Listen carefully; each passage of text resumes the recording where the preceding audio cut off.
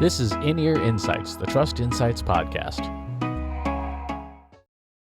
In this week's In-Ear Insights, the big topic on everybody's minds, at least as determined by the contents of my inbox, are people wanting to know what are the 2022 marketing trends. Katie, in your point of view, what are the 2022 marketing trends? Yeah. Well, let me just take a step back and give you my 60-second rant on trend setting or trend setters. And I suppose more I'm picking on the fashion and lifestyle industry because when someone's a trendsetter, when you ask them, well, how did this trend come about? It's because I said so.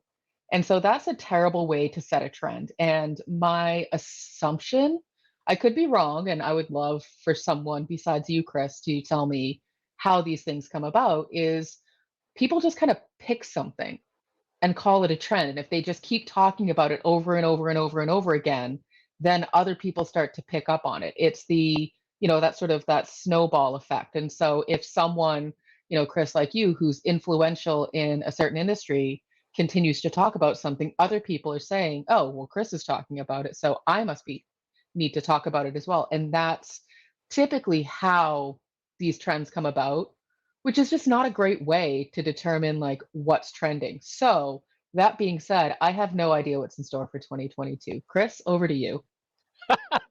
I mean, honestly, given the unpredictability of the world in the last 2 years, I would say anybody putting out any sort of trend is probably take it with a grain of salt. And by grain, I mean a large cubic block about the size of 1 meter by 1 meter, because we don't know, and there's so much unpredictability. The other thing I will say, and this is me being cynical and old, Oh, because I is was so that positive.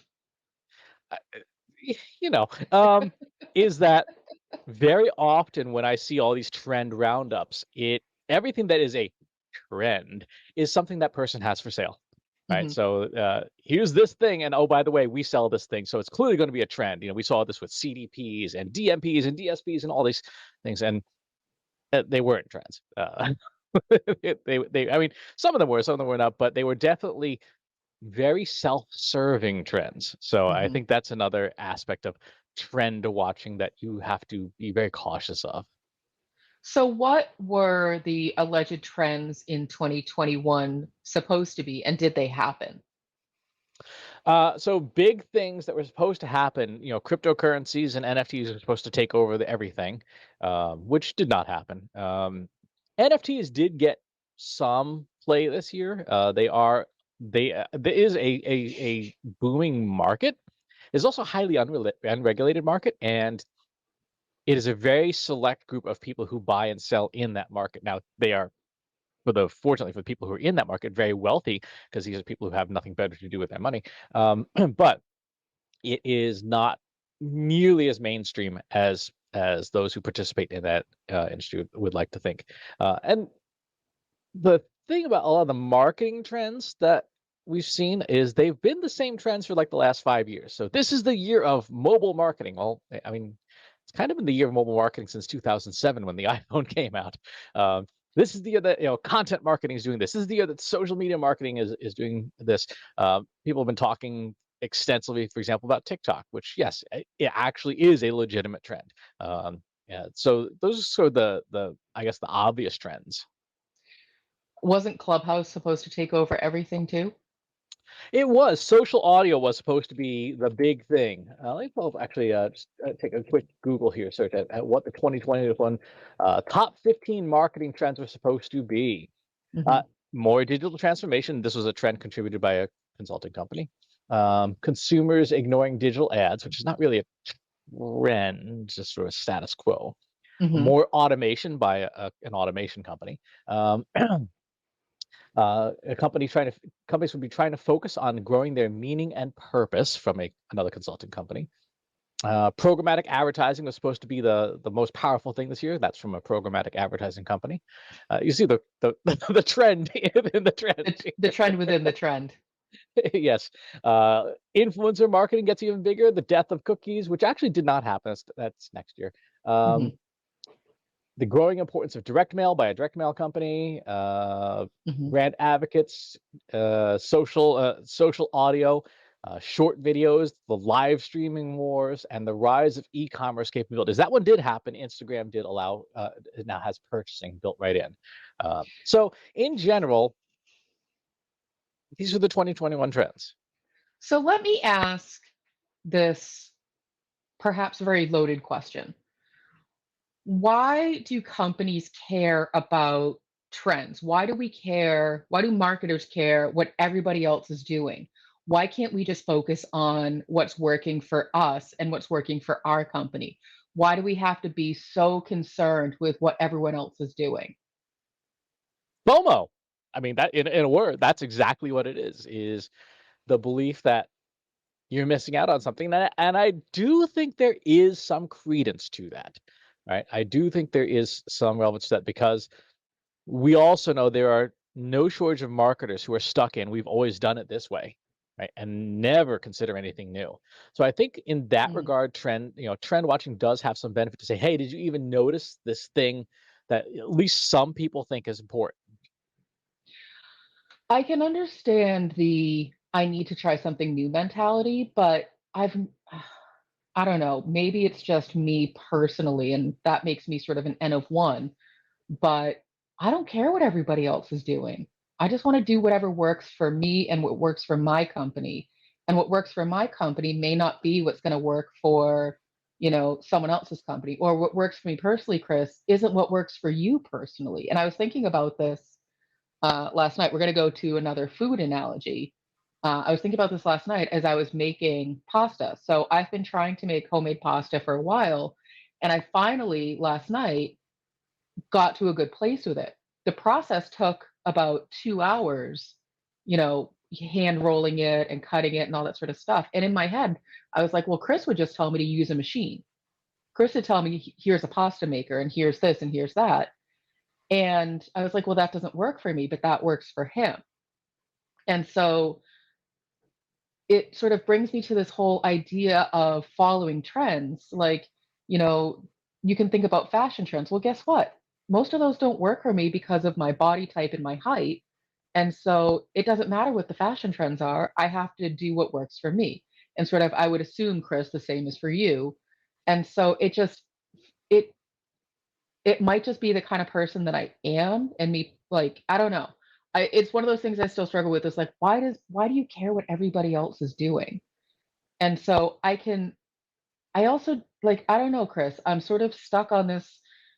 People look at trends to see like what's new and what they should be doing. Like if they're stuck in this, like we've always done it this way. But I feel like that still isn't the best way to approach it because what's trending isn't necessarily what's going to work for your company, what's going to work for your brand. I don't know. I'm sort of stuck in this like get off my lawn. I just want to do whatever I'm doing and don't bother me. The thing that And I agree with you, like, there's a lot of trends that simply don't apply, like, I look terrible in a dress made of all feathers, and that's, like, they have it. I'm gonna get John to Photoshop that one. Um, but I do think that that awareness of what is interesting is worth paying attention to.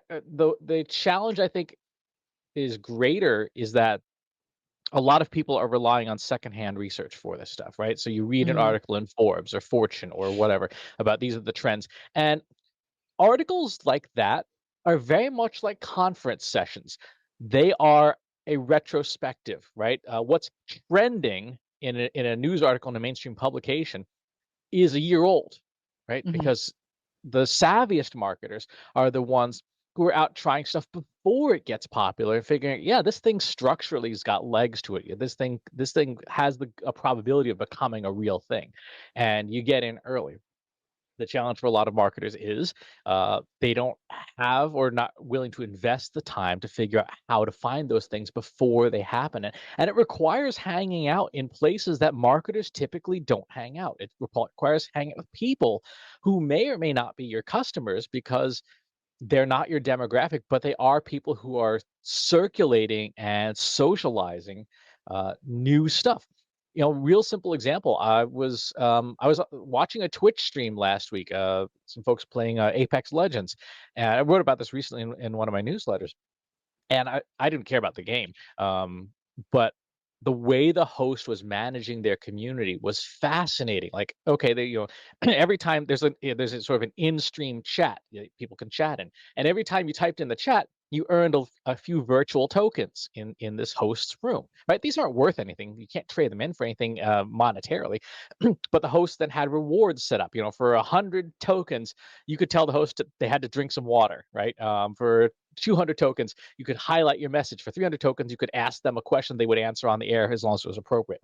Um, and I was like, that is really brilliant for driving engagement and keeping engagement high. And then I looked at the monetization model behind Twitch, and I'm like, I get it. Hosts get money from subscriptions from people who subscribe to their channels. Hosts also get money from people for the duration which they watch, right? Because the more you watch, the more ads they can show. So there's this built-in incentive system to keep your viewers on as long as possible by coming up with these crazy silly rewards. When you look at how things like Patreon and OnlyFans and all these other things work, there's so many interesting systems and ideas and things that are trending in certain niches that marketers aren't paying attention to because they're not there and they're not willing to make the time, or they're afraid of it, right? They're just outright afraid to even be associated with something. And so it's like, we're going to pretend that doesn't exist. One of the pieces that we were doing recently on one of our live streams about temporal vectorization in SEO, which is a brand new concept that I probably should write down at some point, um, came from listening to an interview series with an adult entertainer who was explaining how they chose the niches they operated in. I'm like, that's really smart. There's a good marketing lesson in there. Again, it's not a trend yet, but I could see a company, perhaps Trust Insights, taking this concept of temporal vectorization in SEO and turning it into something that's actually valuable.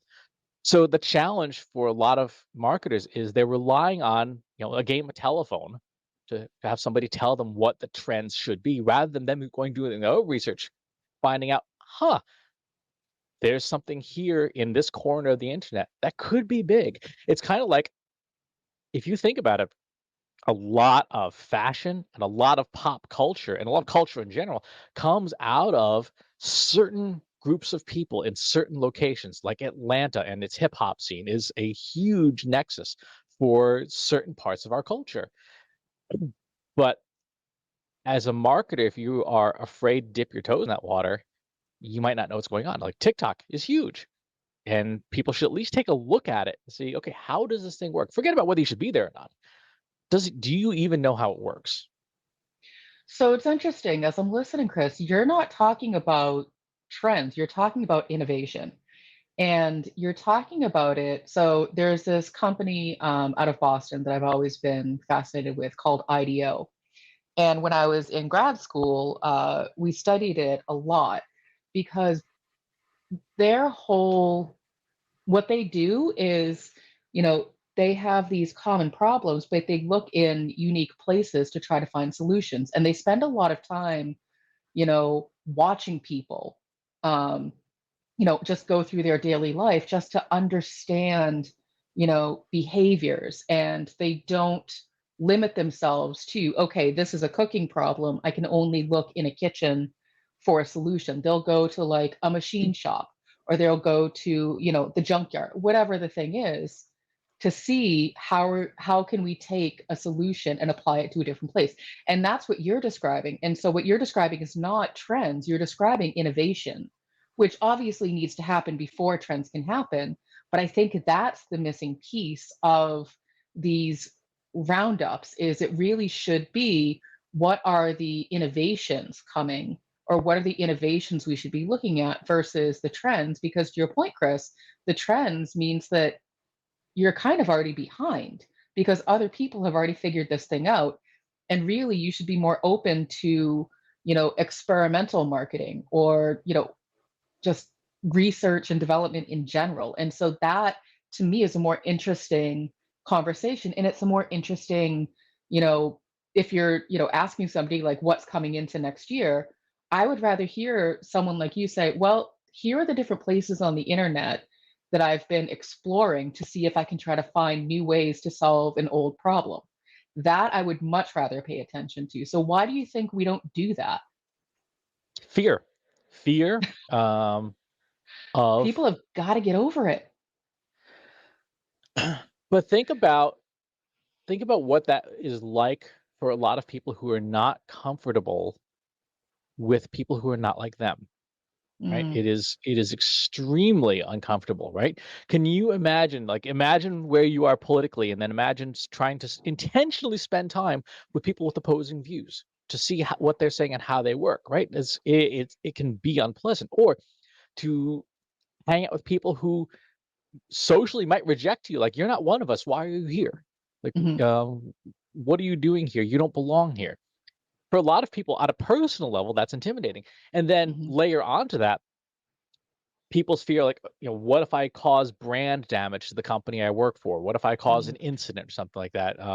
You know, imagine, you as the person you are showing up with it in an entirely different group of people, ethnically, language-wise, and w just having the whole sensation of, "I don't belong here," and I mhm, and everyone reminds me of this on a regular, frequent basis, until you earn your way into those communities, and that's the second part of it, is if you are not practiced in it, earning your way into a community where you don't belong is a huge amount of effort and can go really wrong. mhm, And so it's one of those things you have to figure out. And the more gray hair you have, hopefully, the more practiced you are at that. But I actually find that the opposite to be true. So those are kind of the main reasons why people don't do that kind of innovation. Instead, they rely on other people's experiences. I mean, our friend and former coworker, Todd Jeffrin, used to say, "You can either wait for the case study or you can be the case study. Which do you want to do?" And I always thought that was a very good way of encapsulating this idea of innovation and being the trend rather than trying to hop on the trend that has, the train's already left the station, mhm, is a better investment in the long term, but it's a higher investment and it requires you to take that time. And a lot of people are not willing to make that time, or the companies are not willing to take the time. In fact, companies may say, "Nope, we want to dissuade you from doing this on company time." mhm. I feel like we're starting to go down the road of emotional intelligence in terms of your awareness, you know, and being open into going into those situations. And I feel like that could be a whole other uh, podcast topic or series because, you know, what I've experienced. And I've definitely had my fair share of, trying to go into uncomfortable situations and doing it very wrong, but also navigating my way through it in a more open and welcoming way. And so there's definitely right and wrong ways to do it for sure. And I've been there a lot. I mean, I oftentimes feel like I don't belong in most of the places that I'm trying to get into. And so when you do that, you really just have to listen. There's a lot of listening. Don't, it's not your job to talk and tell people. It's your job to just keep listening and learning. But again, that's sort of like a different topic altogether.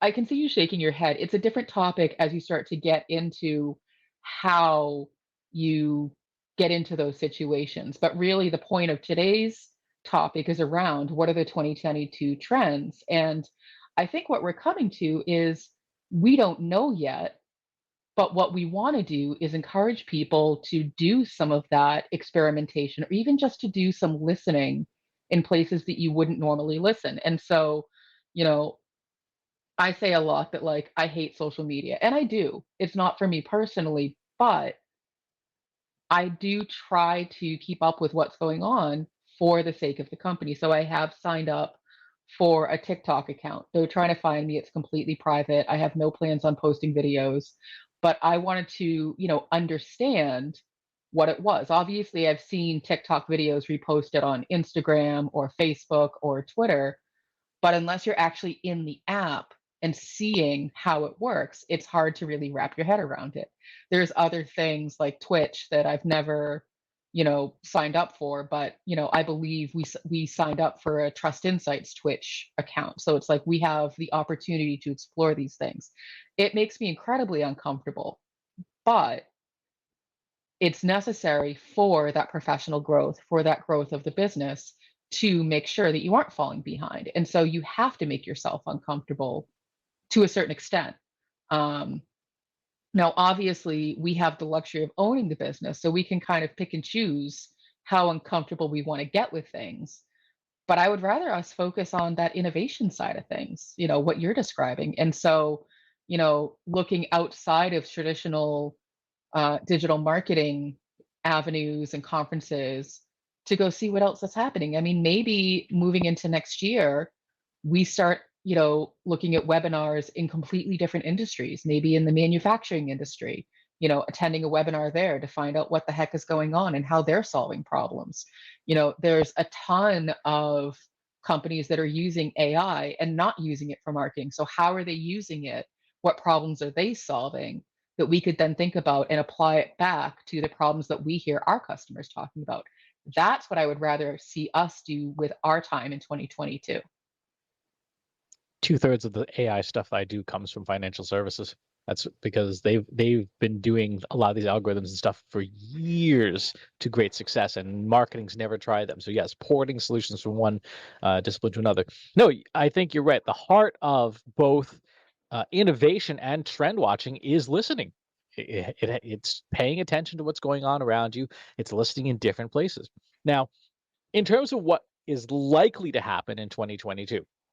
Number one, your first tool really should be Google Trends. Like if you Mhm. do nothing else, at least type the things you're thinking about in Google Trends and see if there's a trend there or not. Because I mean that's sort of a table minimum, if you will. We know with great um, certainty, I would say, that data privacy will continue to increase for consumers and decrease for marketers. That is beyond a given at this point. And 2023 is when California's new laws take place. So 2022 will be a lot of, hopefully, marketers getting ready and preparing, and things like that. We know without a shadow of a doubt that artificial intelligence will continue to make leaps and bounds, particularly in rich media content creation. I was trying this thing over the weekend called real-time voice cloning. We played with it last week when I deep faked John Wall's voice for the Marketing Over Coffee podcast. That capability is only getting better. Language generation is only getting better. And I think 2022 will be something of a reckoning for marketing, in the sense that every year that we get newer technologies, the cost of this machine generated content keeps going down and down and down, Mhm. um, to the point where it will be just a almost free commodity. And so we'll have to deal with an enormous amount of uh, garbage uh, generated by marketers. We know from academic papers where big technology companies like Google and Facebook and stuff are going, right? They publish their research years in advance before some kind of product itself comes out, because it takes that long to take a technology and commoditize it. So this coming year, we'll be seeing Google's multitask unified model finally rolling out in production, and it will radically change SEO. It will change it to be multimedia, multidiscipline. So if you're not creating video, if you're not posting images, if you're not creating audio, and it's not all tied together into a coherent brand story, you will not do as well in search as companies that do. Um, we know that AI algorithms in general tend to favor larger things. So, companies that have got legacy and history will do better with that. Influencer marketing, not going anywhere. That goes in the category of obvious, along with all things mobile. Um, so there's a lot of stuff that, if you're paying attention, again, listening to things like developer blogs, academic papers, new research, you can see where the puck is going and can start skating towards it. It's not unknowable. I don't have a trend, but more so a prediction. And we'll see whether or not at this time next year it's true. I think that paid media is going to have an overhaul as more and more companies are moving away from relying on Facebook ads. I think that paid media is going to get increasingly expensive on certain platforms, driving smaller businesses away, trying to find more creative ways to reach their audiences. And so I think paid media is ripe for a huge um, rebrand in some ways in terms of how we're thinking about it. Um, so I wouldn't be surprised if we start seeing more companies saying like, "Hey, we can do it over here," or more people start, looking into, well, what would it look like if I were to do paid ads in Reddit, or what would it look like if I were to do, you know, uh, other kinds of paid platforms that aren't Facebook. So I think that's something that we'll see a lot more of moving into next year, especially as Facebook tends to just like implode on itself. Yep. I mean, my own 3-year strategy, which is somewhat reflected in what the company is doing, is at the very beginning, it's awareness. In the middle, it's being as large a publisher as I can manage with newsletters and stuff like that. And then at the bottom is community, having that group of people that um, are interested, finding Kevin Kelly's 1,000 true fans. If you can find your 1,000 true fans, you've won the game. And I think that strategy is in some ways it's timeless, but it reflects what's happening right now, which is that brand is everything, right? Brand people who if they know who you are, you've won. If they remember who you are when it's time to buy, you've won. If you don't have that, all of these other marketing tactics, while valuable, will not save you because at the end of the day, the consumer is going to B2B or B2C is going to go, huh, I have this problem. Who do I know that fixes this problem? Oh, I'm going to call Trust Insights, or they're Hmm. not. And if they are, we win. And so that's the kind of strategy that based on the way algorithms work, on the way technology is moving, that I feel like we have to pursue. And whether that's a trend or not, I don't know, but I know that that's the way the technology is going, and we got to go with it. Yeah. I think for us, our trend or whatever is we're going to stay the course. We're going to continue to do solid work that demonstrates a positive outcome for people. And we'll just continue to talk about it. And maybe it's how we disseminate it is the innovative part, but the at the core of what we do, we're still just going to help people solve their problems in a predictable, repeatable, and transparent way. I don't see that changing for us ever. Um, and I don't have a personal strategy. I never know what day it is. And so my strategy is look at the calendar every day and try to remember where I am. So that's my personal strategy at the moment. I thought today was Tuesday. It's not. Um, so here we are. It's fine. The last piece of advice I would say on this is something that comes from, former Amazon CEO Jeff Bezos, and I think it's good advice, even if the person that gave it is not necessarily the nicest person in the world. And that is focus on what doesn't change. Right? There are things that do not change or do not change much, even in things like pandemics and stuff. And again, using tools like Google Trends can help you surface that. I was talking with a friend this weekend who's working on opening up a flower shop. The flowers that people think about at certain times of year don't change, right? If it's February, people are asking about roses, guaranteed, right? If it is May and it's wedding season, people are asking about lilies, guaranteed. That's just the way people are. Those things don't change. What platform you put your stuff up on, whether it's Instagram or Twitch or TikTok, that changes, but that fundamental behavior doesn't change. And so when you're thinking about your trends, think about what's underlying an industry. What doesn't change that you can keep focusing on? The big three are obvious. Customers always want better, faster, cheaper. Mhm. That never changes. What can you do to help them achieve more of what they always want? I think that that's solid advice. And so I guess the takeaway for us is um, we don't see a lot of huge, big things changing in 2022. It's going to be more of the same, just maybe with, a different, color paint on it. And ultimately, don't get so swept up into trends that you forget what your purpose is, what you're doing. It's good to look around, see what other people are doing, but at the core, stay true to yourself. And if you've got questions or comments, or you want to discuss the trends that you are thinking about, or ask questions if there's data to back them up, pop on over to our free Slack community. Go to trustinsights.ai/analytics for marketers, where you and over 2,200 other marketers are asking and answering each other's questions all day long. And wherever it is that you watch or listen to the show, there's a good chance that you can find it over at trustinsights.ai/TI podcast, where you can subscribe to the show in full, get past episodes, and more. So thanks for tuning in. We'll talk to you soon. Take care. Need help making your marketing platforms, processes, and people work smarter? Visit trustinsights.ai today and learn how we can help you deliver more impact.